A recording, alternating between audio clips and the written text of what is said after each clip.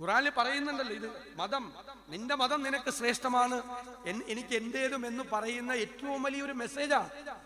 മാത്രമല്ല, പിന്നീടുള്ള കാലങ്ങൾ കൊണ്ട്, ഗവേഷണങ്ങൾ കൊണ്ട്, ശാസ്ത്ര ഗവേഷണങ്ങൾ കൊണ്ട്, പഠനങ്ങൾ കൊണ്ട് കണ്ടെത്തിയ ശാസ്ത്ര സത്യങ്ങൾ എത്രയോ മുമ്പ് ഈ വിശുദ്ധ ഗ്രന്ഥത്തിൽ പറഞ്ഞിരിക്കുന്നു. ഞാൻ രാവിനെയും പകലിനെയും ക്രമീകരിച്ചു, അല്ലേ? സൂര്യചന്ദ്രന്മാരെ സൃഷ്ടിച്ചു, ഗോളങ്ങൾ അതിന്റെ പന്താവിലൂടെ ചലനം തുടരുന്നു. എന്താ പന്താവ്? പിന്നീട് നൂറ്റാണ്ടുകൾക്ക് ശേഷമാണ് ഓർബിറ്റ് എന്ന് പറഞ്ഞ് ഈ ഗോളങ്ങൾ, ഗ്രഹങ്ങൾ സഞ്ചരിക്കുന്നത് ഒരു ഓർബിറ്റിലൂടെയാണ്.